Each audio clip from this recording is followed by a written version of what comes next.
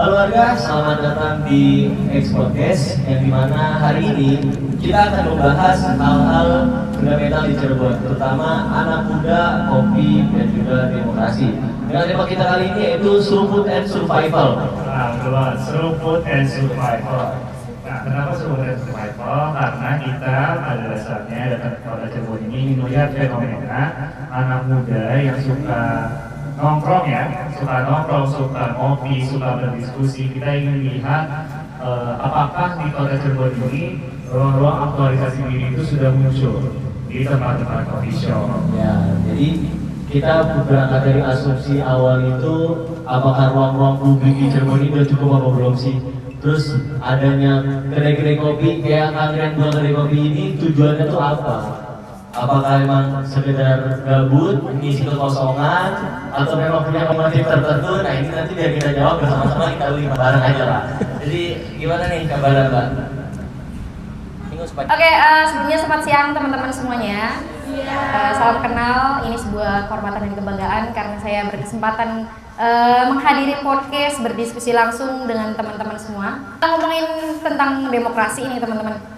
Demokrasi kan sebenarnya nggak selalu hidup di ruang yang instansi formal ya, tapi justru demokrasi itu lahir dari ruang-ruang yang informal, kemudian percakapan kecil, kemudian interaksi antar warga itu juga termasuk ke dalam demokrasi. Dan di situ semua orang kan bebas berbicara ya. Nah, dan yang paling menarik di demokrasi adalah karena memang hidup tidak di ruang-ruang formal saja, tetapi juga di informal, yang dimana salah satunya adalah yang paling understanding itu kan unlimited itu kan di kedai kopi ya, salah satunya di kedainya Aryan di sini kan, Kopi Satu Visi.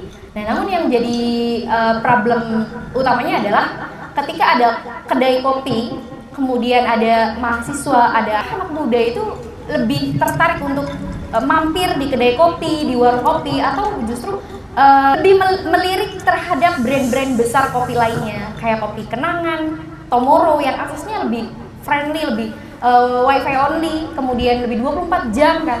Nah, gimana ini Aryan sebagai owner Kopi Satu Visi terutama ya? Sebagai owner kan seharusnya punya punya pengalaman nyata kan pastinya kan. Nah, gimana nih kira-kira di kedai ini tuh seperti apa kondisinya? Mengenaskan sih. Kenapa sampai mengenaskan gitu lah ya? Ya ini kan akses utama pendidikan dengan gempuran brand-brand besar yang 24 jam non-stop gitu. Dengan fasilitas yang lebih menyala abangku gitu. Tapi ya it's okay dalam artian yang penting kita punya satu strategi, yang penting kita punya satu tujuan. Keberadaan kompetitor ya harusnya kan we are rival but not the enemy gitulah guys. Nah tapi banyak gak sih Kang nih anak muda yang nongkrong di sini? Tanya aja mereka. Berarti nih mereka emang biasanya nih tiap hari nongkrong di sini nih? Ya kalau anak-anak LS ya hampir tiap minggu lah mereka, minimalnya seminggu sekali gitu. Kalau kayak Gulon Hekal gitu kan pay info locker gitu sering tiap hari banget. sering.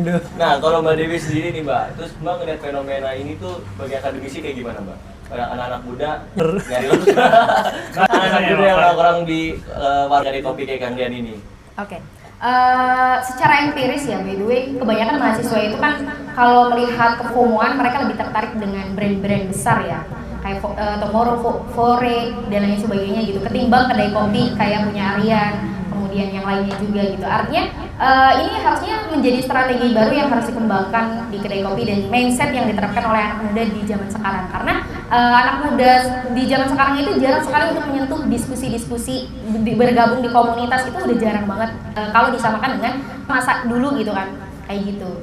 Nah berarti kebanyakan mahasiswa sekarang tuh lebih banyak nongkrongan tuh di warung-warung kopi kayak gini lah ya. Iya. Nah kalau misalkan nih Mbak Dewi kan sering nongkrong nggak? Sering dong. Sering. Nah nongkrongnya tuh kalau Mbak Dewi nih seringnya di mana? Kalau saya lebih dekat dari kampus ya, termasuknya juga pernah saya juga kesini ngebawa salah satu komunitas namanya Teras Puan dulu, tapi udah lama banget. Kayaknya Aryan juga kebetulan Aryan nggak ada di sini. Belum lahir. Sempat berkunjung di sini, artinya sebuah komunitas ketika diskusi itu lebih nyamannya ya lebih fleksibel di ruang-ruang yang memang informal seperti di kedai kopi kayak gini. Jadi memang nggak ada batasan untuk orang akses lebih banyak gitu kan. Kemudian juga kadang kalau misalkan di kafe kayak Fore atau Kopi Kenangan itu kan lebih cenderung baristanya juga nungguin customer yang lainnya kan. Iya. Memang ini banget gitu. Nah, kalau Kang Rian nih, Kang. Nah, Kang Rian nih motif bikin kedai kopi ini apa sih, Kang? Kita tanya dari mulai sejarahnya dulu. Nah. Gak usah sejarah, kejauhan ya, sejarah ya. Sejarah. Mungkin motif utamanya Kang Rian nih, apakah karena Kang Rian ngerasa, aduh, gua kalau nongkrong gimana ya? Atau mungkin berasal dari keresahan, iya, keresahan. nggak punya tempat buat nongkrong awalnya, jadi akhirnya membuat tempat nongkrong sendiri bersama teman-teman di sini. Sebetulnya sebagai Milanisti sih bicara sejarah emang paling aduh, fasih sih ya. nggak bisa gini nih. Lagi di bawah soalnya kan. Sedih. Ya pada dasarnya karena hidup di organisasi ya hidup di organisasi kan mesti banyak rapat, banyak walaupun dulu mah mungkin lebih santai kampusnya dan sebelum pandemi kan banyak tongkrongan sampai pagi gitu kan. Justru waktu kita kuliah tuh kopi shop di Cirebon Belum banyak. hanya bisa hitungan jari di era 2016 ya. 16 tuh belum semarak sekarang kopi shop di Cirebon. Nah, maka kalau kita sebelum lulus waktu itu berpikirnya sederhana. Kita hanya pengen punya kemampuan, punya skill yang notabene ketika saya lulus nanti itu bisa bertahan hidup walaupun tanpa siapapun, misal tinggal di satu kota gitu atau satu negara tertentu suatu saat, misal dengan skill yang kita miliki itu kita bisa bertahan hidup. Nah, karena aku secara pribadi lama di fashion, di pakaian gitu, aku pernah satu produksian bareng Eiger. Jadi di Bandung itu aku udah di level sama Eiger bareng lah ya istilahnya gitu. Cuma kita mikir fashion itu nggak bisa interaktif gini loh. Pasti orang datang ke distro kan, Mas ini bahan apa? Cotton combat misal. Plastisol, sablonanya, Bahannya barang ya. Iya, gitu. Akhirnya kita mikir ini lama-lama gue tua nih kalau gini aja. Karena emang. Iya sih, kalau ke situnya sih. Nggak bisa dipungkiri ya. Takut. Nah makanya kayak mikir kopi nih satu usaha yang membuat kita nih berumur mudanya lebih lama. Akhirnya memilih lah ini. Terus ditambah ya Indonesia sebagai negara penghasil kopi ya, masuk 5 besar urutan keempat terbesar di dunia gitu. Jadi aku rasa industri ini kayaknya akan selagi nggak kiamat ya. Selagi nggak banjir bandang kayak era Nabi Nuh gitu. Iya. Kayaknya kita aman deh, gitu sih. Nah, terus kalian lihat sekarang nih, anak muda nih ke warung-warung kopi nih kayak teman-teman di sini, ke warung-warung kopi itu mereka murni nyari tempat nongkrong atau emang mereka ada yang pengen dibuat, ada sesuatu yang pengen dibuat di tempat kopi kayak gini. Oke, yang baik-baik aja ya. Ya unik-unik sih kalau di sini sebetulnya fenomenanya. Ada yang malam nonton bola nih kalah bingung curhatnya ke sini. Nonton bola. Ya merenung mana ya gitu. Kita mulai lagi. Kameramen kita Sedih kamera. Panggil ya langsung. Atau ada yang biasanya kalau anak organisasi gitu kan mau membahas satu kegiatan tertentu gitu loh. Atau mereka pengen ada kegiatan tertentu di sini gitu. Atau mereka ngerjain tugas atau ada dosennya nggak masuk, kadung udah kesini misal gitu. Jadi kalau di kita ya lebih variatif, orang datang ke sini. Malah kayak kopi tuh hanya sekedar apa ya, kayak pelengkap mungkin ya, beda sama kayak Selangit sama Kesambi posisinya. Jadi kalau kita tuh kayaknya lebih cocok sebagai apa ya bahasanya, konsultan orang puyeng tuh. Berarti sumber wangsit ya? Konsultan jangan emang sumbernya. Dibanding orang jualan kopi, maksudnya dibanding orang ngopi tuh kayak di mana posisi gitu. Udah jelas nih, udah jelas. Hekel nih, di mana? Udah jelas nih. Jelas lagi puyeng. Puyeng nih. Jadi kayaknya banyak konsultan orang puyeng dibanding ngopi kalau di sini. Oh, jadi berarti ini kedai kopi ini bukan cuma tempat nongkrong ya, tapi secara nggak langsung kedai kopi ini menjadi ruang sosial. Iya. Tempat buat anak-anak muda kayak tadi yang lagi pening misal kerjaan, entah tugas, pasti dia kesini sekedar curhat sama Kang Rian, Kang lagi pusing nih Kang. Tugasnya mah tetap nggak dikerjain. Tugasnya tetap dikerjain sama Curhat aja. Emang ya. berarti ini sumber wangsitnya ya? Oh, sumber wangsit, betul. Ya abis dari sini puyeng lagi. Nah, terus buat Ada yang lihat kayak di belakang. Ada yang lihat kayaknya. Semester akhir gitu kan udah puyeng aja. Nah, terus Mbak Dewi nih, Mbak Dewi ngelihat kedai-kedai kopi kayak Kang Rian ini sebagai akademisi tuh kayak gimana? Apakah lebih wah ini bagus nih karena semenjak ada kedai kopi gini, mahasiswaku jadi pinter gitu. Karena diskusi mulu, tapi tugas nggak dikerjain. Takut dia dosen kalau pinter. Kalau secara empiris ya kebanyakan mahasiswa itu justru lebih nyamannya di kedai kopi seperti punya Aryan di sini. Karena kan memang di sini juga banyak sekali aktivitas produktif ya, semacam komunitas, kemudian diskusi, kemudian organisasi-organisasi ekstra maupun intra juga bergabungnya di sini. Dan ini paling cocok untuk rapat biasanya kan, rapat persiapan organisasi misalnya acara-acara kayak gitu ini Percap contohnya. Ya, kayak gitu kan percap contohnya. Kayak gitu. Dan termasuk juga kan kalau misalkan mahasiswa disuruh bikin disuruh bikin tugas itu kan mereka lebih suka itu sambil nongkrong daripada di kelas atau misalnya di kos-kosan, itu kan sumpah banget gitu loh. Dan ini yang tempat paling cocok buat mahasiswa. Dan dari segi kantong pelajar juga kan lebih friendly ya, kayak gitu. Nah berarti udah fix lah ya. Kita kan bisa ngambil kesimpulan sedikit di sini. Kalau misalkan kedai kopi ini adalah salah satu ruang sosial yang diciptakan secara organik, terutama oleh Kang Rian. Tepuk kaki. Nah, berarti di sini kan orang kalinya akhirnya pada ke kedai kopi kan. Apakah emang penyebabnya itu mereka suka ngopi dan ngerjain tugas atau mengumpulkannya, atau emang nggak ada ruang lain kan yang disediakan atau mungkin yang emang tersedia gitu di sini? Sebetulnya kan ngopi itu hanya diksi ya. Iya. Mungkin teman-teman juga merasakan, yuk ngopi yuk gitu. Padahal mau nyampe sini mestinya macam. Kopi nggak dipesen Ada ya? kopinya kok, Ada. Siap. Sama, tenang. Ya jadi kayak ngopi itu udah jadi satu diksi sakti Gen Z itu loh. Yuk ngopi yuk, ya padahal sih itu kan bentuk ajakan untuk main. Kalau dulu kan spesifik ya, yuk nongkrong misalnya, yuk kopdar. Nah sekarang sih peralihan diksi menjadi yuk ngopi.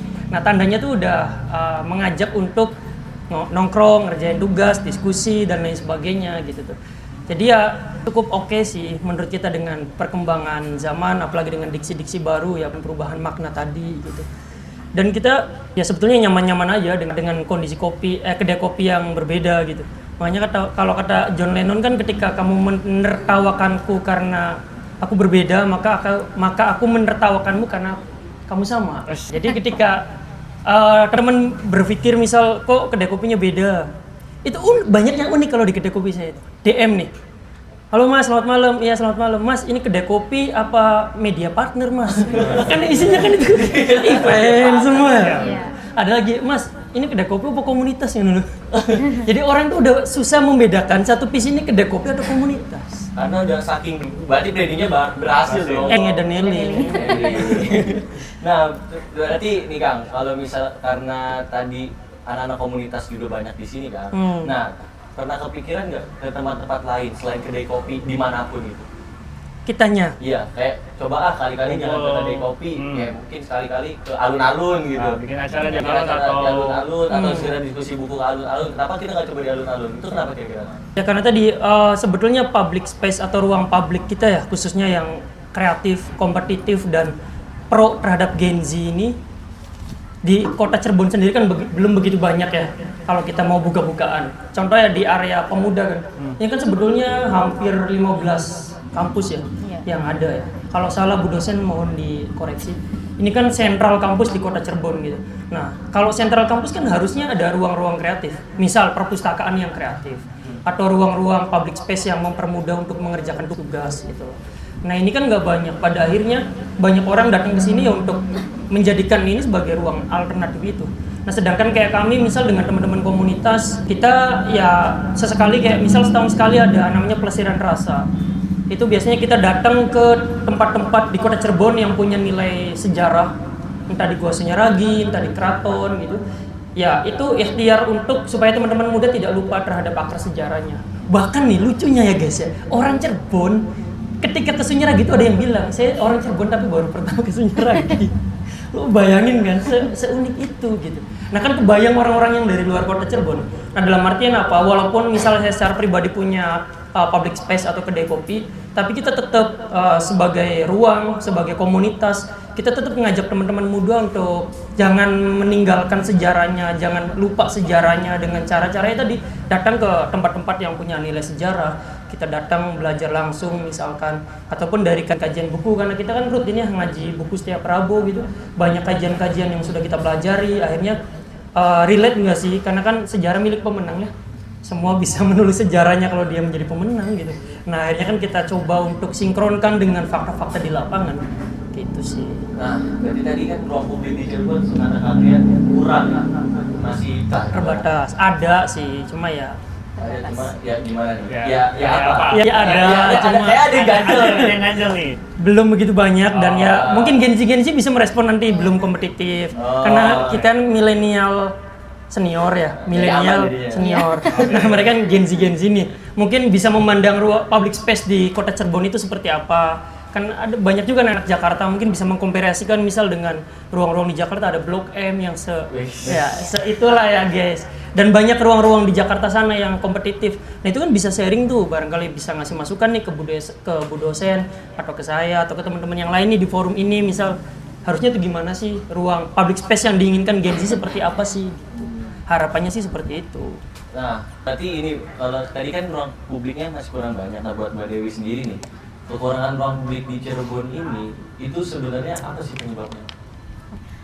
Dari kekurangan public space di Cirebon itu kan sebenarnya masih terbatas ya. Kayak misalnya contohnya perpus. Di beberapa perpus mungkin teman-teman di sini juga udah pernah kunjungan ya ke sana gitu loh. Kayak di perpus di BI, kemudian di perpus 400. Itu tuh kekurangannya di situ adalah apa namanya dari bukunya, referensinya itu terbatas.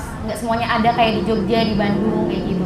Itu kekurangan dari Cirebon dan aksesnya itu juga terbatas gitu loh. Malam itu sih udah nggak bisa akses ke sana. Sedangkan kan mahasiswa itu kan sukanya ngerjain tugas di malam hari kan setelah after selesai kuliah kayak gitu.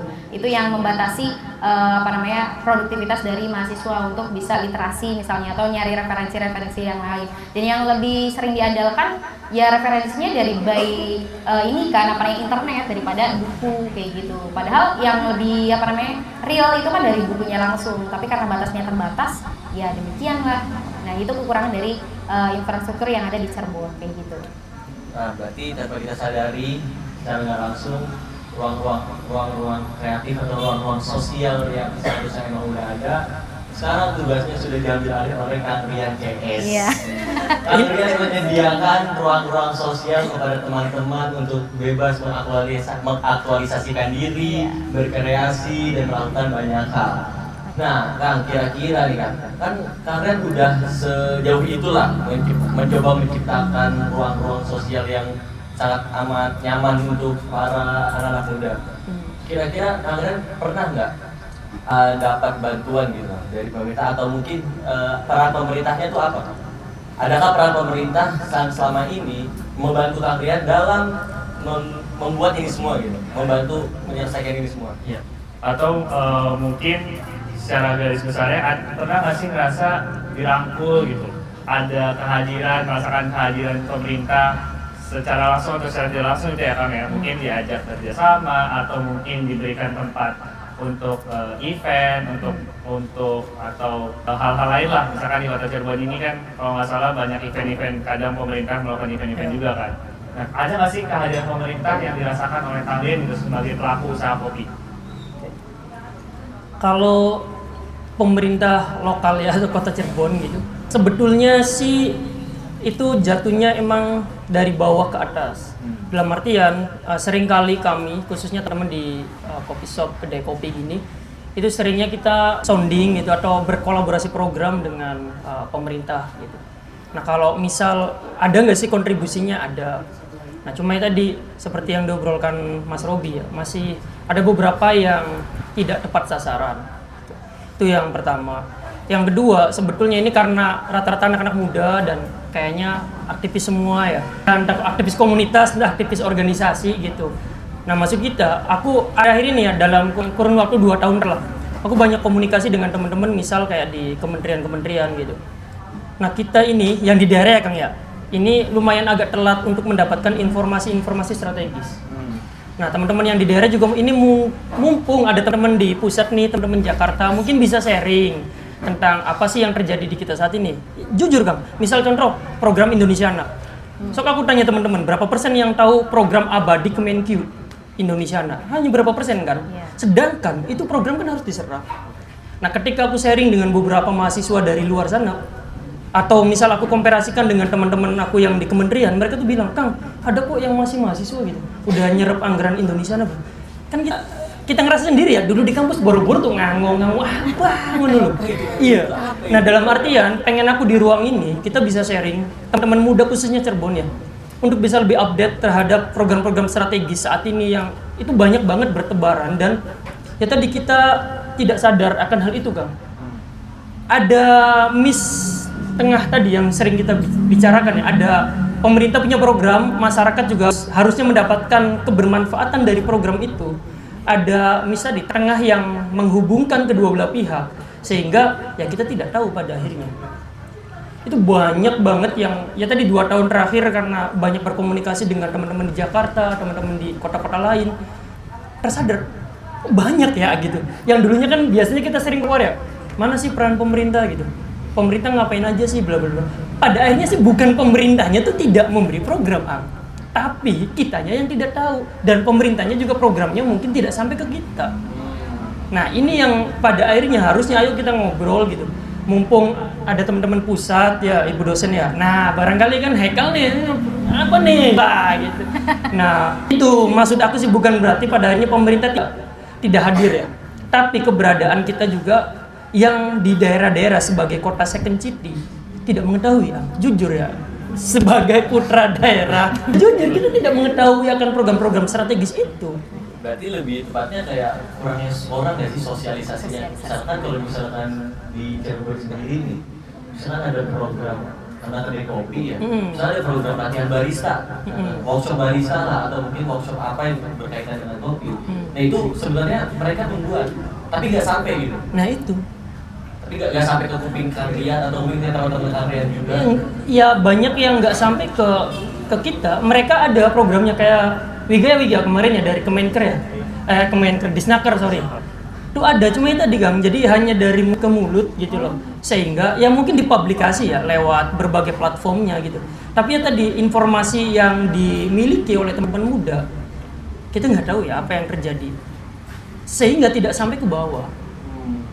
Nah ini kita nggak tahu, mungkin Wiga bisa menjelaskan tuh kenapa misal kemarin ada program dari Disnaker kan.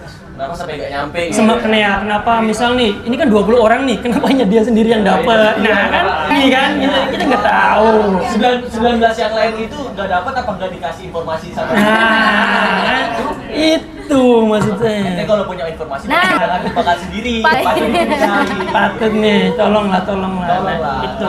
Berarti kan kalau misalnya tadi sebenarnya udah ada juga sosialisasi. Nah, menurut Mbak Dewi sendiri nih Mbak sebagai akademisi ya, hukum dan tata negara, seharusnya sih pemerannya pemerintah tuh kayak gimana sih Mbak yang menurut Mbak Dewi mungkin idealnya kayak gimana? Okay.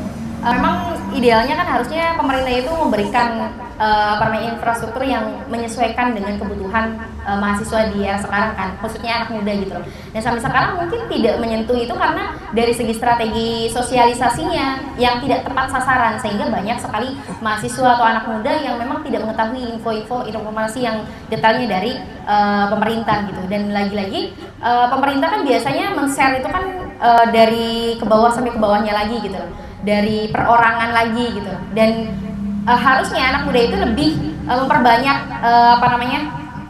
antar jaringan gitu loh, termasuk ke dalam pemerintahan agar tahu informasinya. Karena kan pemerintahan itu kan tempat yang bukan publik banget ya, tapi bersifat private gitu kan, sehingga informasinya mungkin tidak tepat sasaran karena demikian kayak gitu. Nah, oke, kita balik lagi ke masalah kopi, masalah kedai kopi. Sekarang kan udah banyak nih brand-brand besar yang masuk ke Cirebon. Yes. Ya tadi mungkin Mbak Dewi udah sebutin di awal kayak apa aja nih Mbak? Kopi Kenangan, Fore, Tomorrow yang memang aksesnya 24 jam ya. Apalagi di Perjuangan itu banyak ya. Mbak suka yang mana Mbak? Lebih sering nongkrong di mana? Sering nongkrong di mana? Lebih sering nongkrongnya yang di mana? Apakah di tempat-tempat yang besar itu atau mungkin di kedai kopi? Lebih enjoy mana lah kira-kira menurut Mbak?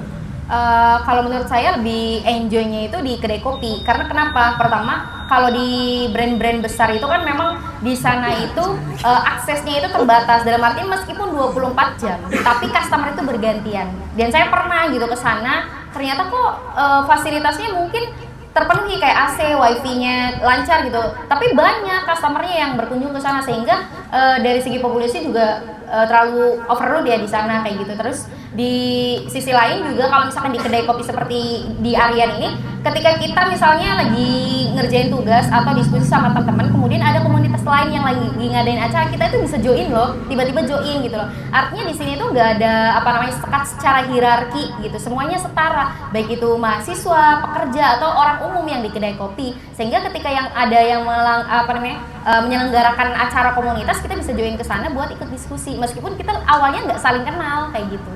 Itu sih. Akhirnya kenalan gitu kan. Akhirnya kenalan. Berarti kan akhirnya jadian gitu. Iya. Gak diseriusin. Berat Wiga ini si Wiga ini Wiga. Gak bisa dicurigain dong. Oh iya, Itu siap. kan hanya mengungkapkan pendapat. Pengalaman Mas. Enggak. Berdasarkan empiris. Nah, kalau dari segi keahliannya sendiri Kang, sebagai pelaku usaha kopi ini dan salah satu inilah pelopor perkopian di Cirebon ini, itu lihat fenomena tersebut gimana? Apakah merasa wah anjir tiba-tiba ada brand kayak gini ntar usahaku mati gak ya? Oke, sebelum jawab yang tadi ya, aku sedikit coba kembali sedikit aja nih. Bulan kemarin, karena belum lama nih. Maksudnya apa ya? Aku bukan orang politik ya. Aku juga bukan orang pemerintahan. Aku rakyat sipil ya. Rakyat sipil lagi. Rakyat sipil. Sipil nggak tuh? Sipil nggak tuh? Ya rakyat jelita lah. Sipil banget. Cerita juga lah Kang. Apa, Kayak Pak? sedih banget kayak Iya. Jadi bulan kemarin tuh ada program strategis nasional. Aku sih cerita biar teman-teman bisa belajar. Jadi di program strategis nasional tuh ada sekitar kurang lebih ya 200 titik atau lokus di Indonesia. Yang terjadi apa Kang? Orang yang kita nih nggak siap. Apa indikasinya? Banyak kota yang walaupun sekota satu orang, satu kabupaten itu hanya butuh satu orang. Itu banyak banget kota kabupaten yang tidak ada pendaftar satupun. Bayangin kan. Dalam artian kan bukan ya tadi kita boleh yang kritik pemerintah oke kan, tapi kita harus fair juga. Dalam artian supaya kita belajar. Itu program jelas ada. Jelas kita dibayar, jelas ya dalam artian ya bukan Kementerian Agama ikhlas beramal, enggak. Dalam artian kan ya ada finansialnya gitu, jelas dicantumin di situ. Itu banyak banget Kang, sampai diperpanjang berapa kali ya, saking belum memenuhi kebutuhan. Nah dalam artian aku mengajak untuk introspeksi, supaya apa? Supaya kita ini improve. Kita yang dibawa ini bukan hanya soal program ya, beasiswa, apalagi kan anak aktivis kan, apaan sih ribut banget ini itu bla bla bla bla. Nah sedangkan tidak ada satu program pun yang tidak bisa lolos tanpa administrasi, ya kan? Nah kadang nih lemahnya kita karena kenapa aku ngomong kayak gini? Karena kita semua di sini adalah entah aktivis komunitas, entah apapun. Kadang kita tuh lemah di administrasi.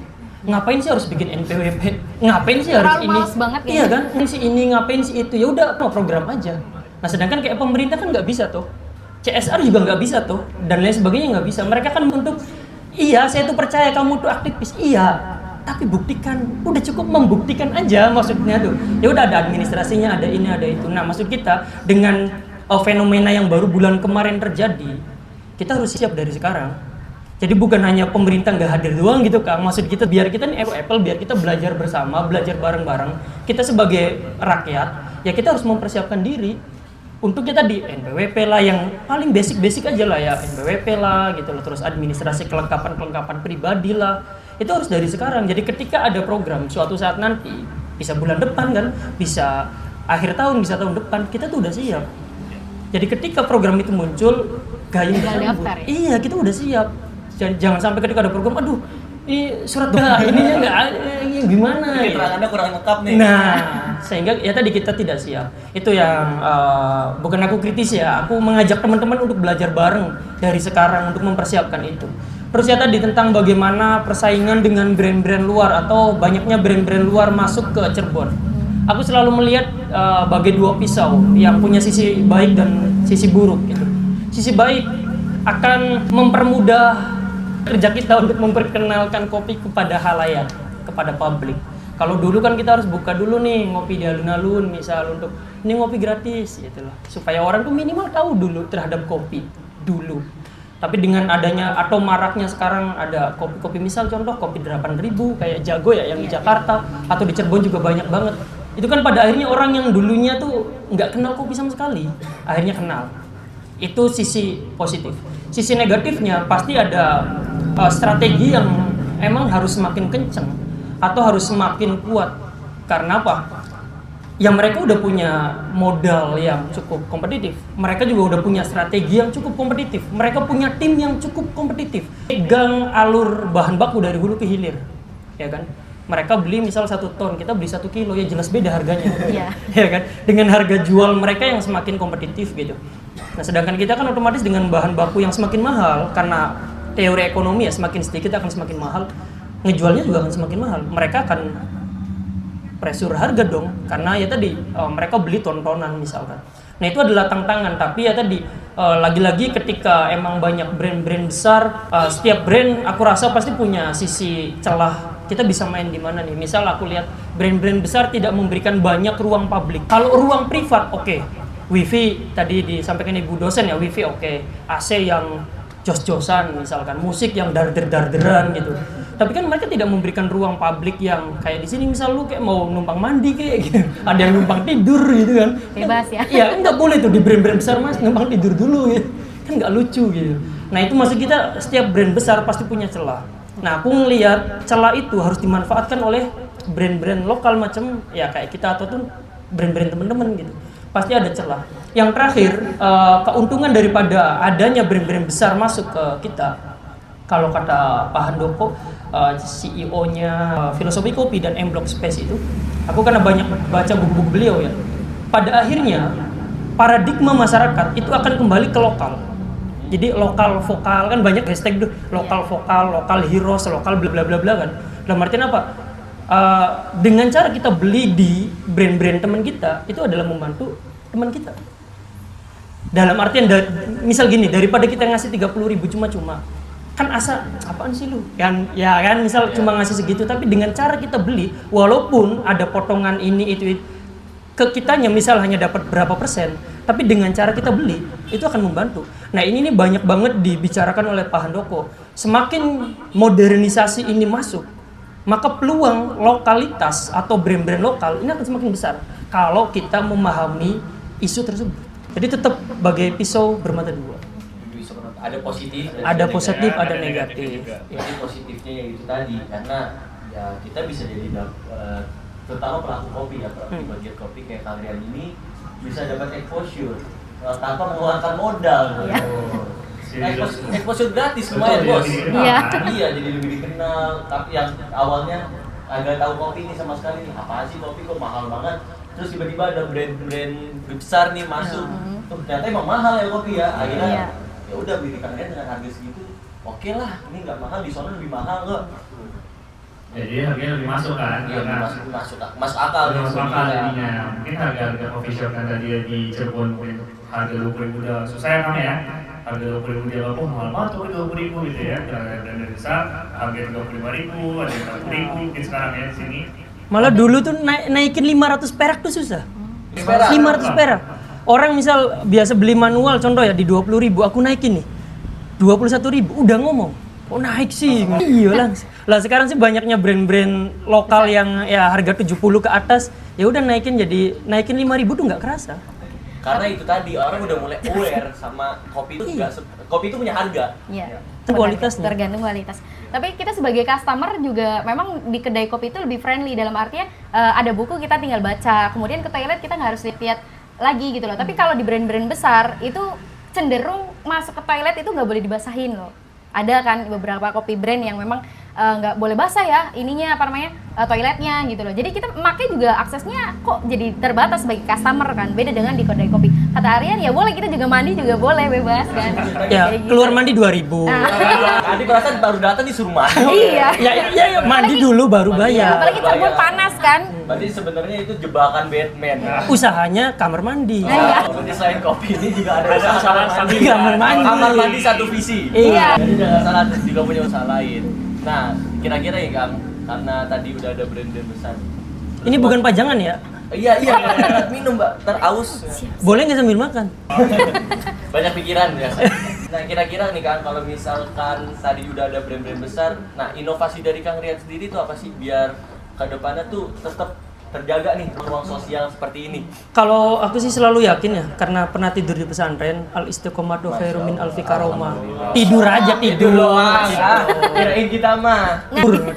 ngaji juga. Nah, yang namanya istiqomah kan akan ketemu karomah gitu. Ah. Nah, makanya kalau aku sih selalu yakin misal gitu, caranya gimana? Karena aku secara brand udah punya kuncian ya. Kan Kopi Satu Visi itu titik temu pencinta kopi, literasi, dan petualangan. Pusat ya berarti. Ya, jadi kita mengunci 3 elemen ini. Seiring berjalannya waktu, kita tinggal kembangin aja. Jadi pernah ada, yaitu muncul ramenya Kopi 8000 di Cirebon itu banyak yang ini akan mengganggu kita dong, bla bla bla bla. Terus nanya ke kita, gimana Mas Rian? Kita bilang enggak, biasa aja. Karena segmentasinya beda. Dan orang ke Satu Visi ya pasti tahu gitu. Nah, jadi ya tadi kalau kita sih selalu fokus pada pengembangan dari apa yang sudah kita kunci. Adapun ya tadi kayak brand luar atau tantangan luar atau hal-hal yang berkaitan dengan dunia luar ya kita nggak pernah yang gimana. Mempelajari iya, improve iya gitu. Tapi ya tadi karena kalau Satu Visi udah punya positioning yang jelas, ya udah kita sih nggak bingung, istilahnya selagi UIN ini tidak kena gempa dan hilang dari peredaran nih, ya Satu Visi mah aman-aman aja ya Bu dosen ya, aman-aman aja. Ya, Jalan kaki. Iya, jalan kaki. ya kali ya, tolong amankan ya. Itu mahasiswanya? Iya. Atau itu Dema aman semua aman. Jadi nanti pengikut Sema dan Demak kesini semua. Jadi gitu selagi anak-anak kampus masih ada ya aku yakin ya is oke lah ya, walaupun Hekal akan menua ya kan, yang lain juga akan menua ya pasti akan ada datang lagi. Regenerasi. Gitu kan. Iya, kayak info kan ada di kedai enggak, nah kan. Itu. Nah, terus nih, tadi kan dari Kang Den perspektifnya itu udah dari pebisnis kopinya ya. Nah, kalau misalkan dari segi masyarakat umumnya nih kira-kira. Masyarakat sipil nih. Masyarakat sipil Tolonglah nih. masyarakat sipil. Masyarakat biasa seperti kita nih, apa sih yang harus kita lakuin biar hal kayak gini tuh tetap bertahan? Salah satunya ya untuk dari segi mempererat komunitas ya, perbanyak lagi diskusi-diskusinya. Artinya orang itu akan mampir, kemudian nggak sengaja mampir kalau misalkan ada acara, ada kegiatan ikut nimbrung dan itu seru, itu bakalan yang bikin candu selain kopi. Jadi kopi itu kan ada yang suka kopi, ada yang enggak gitu kan. Jadi kalau alibinya kita ngopi tapi pesennya matcha ya nggak masalah gitu kan. Itu yang harus diperkuat. Artinya selain daripada kita sekedar nongkrong, diskusi, tapi ada diskusi yang harus benar-benar diangkat. Apalagi anak muda kan punya peran yang sangat strategis ya, terutama di bidang demokrasi kayak gitu. Itu sih. Nah, tadi kan pagi ya sebelum kita podcast nih, kita sempet mampir sebentar Ngopi-ngopi cantik ya? Ngopi cantik 4 jam lah kalau nggak salah, bentar doang itu ke apa sih tadi namanya? KRK. KRK. Bener tau KRK? Apa? Terkenal ternyata ya. Akrab gak? Sempat kenal lalu gak akrab lagi. Iya, asing. Nah, tadi kan Asing lagi ya.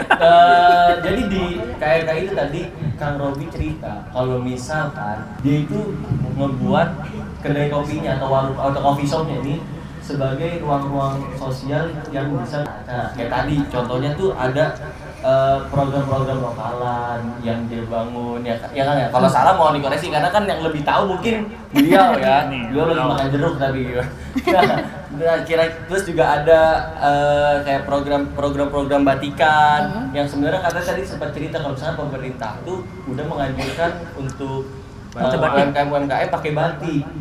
Nah, terus jadinya pakai batik tadi di hari Kamis doang. Nah, menurut Kang Robi kan, menurut Mbak Dewi itu melihatnya kayak gimana? Oke. Batik itu kan salah satu kultur ya, bisa dibilang kultur yang tertanam di Cirebon terutama. Karena kan Cirebon kan kota transit ya. Apalagi terutama batik Megamendung gitu kan menjadi salah satu istiadat yang memang harus terus diterapkan di Indonesia, di Cirebon lah. Kayak gitu. Nah, salah satunya ada aturan yang harus mewajibkan untuk memakai batik itu menjadi fenomena baru, dan itu akan lebih kultur Cirebonnya itu dapat banget gitu loh, vibes-nya tuh dapat banget. Selain kayak kesepuhan Kanoman misalnya atau Buah Sunyaragi, tapi batik Cirebon menjadi simbolis bahwa kita tuh orang Cirebon loh kayak gitu. Apalagi kan banyak ya daerah luar yang datang ke Cirebon buat transit misalnya. Itu jadi salah satu ciri khas kayak gitu. Nah, tadi juga kita sebenarnya nih satu hal yang ini menurut saya pribadi itu menarik. Nah, Kang Robi itu yang jalanin KRK lah. dia cerita kalau misalkan dia sering tuh bikin event-event buat anak-anak muda, entah itu event apapun. Tapi yang sebenarnya jadi masalah itu adalah awareness dari masyarakatnya, terutama anak muda. Dia bikin acara nih Bang, tapi yang daftar itu cuma 5 orang, 10 orang. Yang seharusnya kan acara kayak itu kan bisa kita jadiin tempat untuk refreshing, kan? Kalau misalkan, aduh gue lagi bad mood, gue lagi galau, ngapain yang enak ya? Ah, kita acara ini, ikut kegiatan ini, ikut workshop ini. Nah, sedangkan di situ daftar cuma 5-10 orang. Nah, kira-kira itu kenapa tuh penyebabnya tuh Mbak? Apakah emang karena masyarakat Cirebon yang terutama ini kurang suka sama hal-hal kayak gitu? Apa karena budaya atau emang ya udah caranya kurang begitu kelihatan? Oke. Kalau melihat dari perkembangan mahasiswa di era sekarang ya, kita kan dihadapi dengan tantangan teknologi yang di mana-mana mahasiswa tuh lebih suka FOMO-FOMOan ketimbang produktivitas buat literasi, diskusi dan lain sebagainya. Nah, salah satu yang harus ditekankan ya adalah pendekatan secara emosional kepada generasi muda di era sekarang kayak gitu. Jadi apa yang mereka suka kita selipin nilai edukasinya gitu. Bukan hanya sekedar membuat acara kayaknya bakalan jarang disentuh kalau misalkan ada acara formal atau misalnya kayak di komunitas kayak gitu, kecuali kalau misalkan memang mereka mampir di kedai kopi itu sendiri gitu loh. Jadi niatan itu kan secara ini ya spontan gitu, kemauan sendiri untuk ini kan. Langsung ya, otomatis ya. Uhuinya langsung kepencet. Tombolnya kepencet. Kan pencetnya mau kepencet. Saya kaget kayak gitu. Artinya anak muda di era sekarang itu akan susah bergabung ketika misalnya di share pamflet di sini ada acara nih, acaranya kayak gitu tuh terlalu formal banget gitu loh. Beda lagi dengan Mumet, nah pasti kan langsung kumpul kan. Mau mulai nih Mumet ya. Kayak gitu. Gara-gara spontan ya. Mumet. Nah, berarti kalau tadi Kang Robi ya Kang Robi kan tadi ceritanya bikin inovasi itu kan. Nah, kalau dari Kang Riana sendiri, inovasi apa sih Kang yang Kang Rian bikin nih? Ada nggak inovasinya? Apa ya udahlah biarin gini aja, kayak gini juga udah alhamdulillah gitu ya. Ya kalau kita sih tadi pengembangan di 3 komponen tadi ya, kopi, literasi, petualangan itu yang setiap tahun kita selalu coba kembangkan. Dalam artian tidak selesai hanya pada event-event yang mungkin 4 tahun lalu masih efektif gitu. Akhirnya kita terus mengembangkan event-event sesuai dengan kondisi zamannya saat ini gitu. Nah kalau kita ya banyak yang baru dikembangkan tahun kemarin itu ada bersama Indonesia Coffee Movement, ada Cirebon Coffee Market yang tadi Mas Robi juga udah sempil ya, bahwasanya emang problematika di kita adalah soal itu. Keterbatasan itu ya. Iya itu gitu. Kalau mau ngomong apa? Enggak itu aja. Oh itu doang. Kirain mau ngomong, ntar kalau lu pengen ngomong gak jadi gua potong lagi, ntar berantem. Iya. Selek. Ntar chaos lagi. Salaman dulu kita. Tapi ya kalau event-event kayak jubir warga gini sih ya gampang aja Kal, ya, selesai. Telepon aja. Beda ya, spesifik ya. Iya. Oke, tapi ini teman-teman ya, selamat sore teman-teman. Ya Allah. Ada demonstrasi kayak pada umumnya. Di sini yang saya cuma pengen terima kasih buat warga-warga terutama yang berdiskusi. Dia berdiskusi dan nanti kalau bisa kasih masukan karena podcast teman-teman ada pertanyaan dan bisa dijawab langsung. Jangan lupa dipantengin terus ekspedisi kita yang ada yang nanya di Instagram kurang lebih sama setelah tempat ngobrol saya dan saya mungkin dari kita nanti beberapa tiba-tiba ada yang bertanya langsung ke teman-teman yaitu mohon pamit undur diri. Wassalamualaikum warahmatullahi wabarakatuh. Oke, jadi di sini mohon perkenalan di sini saya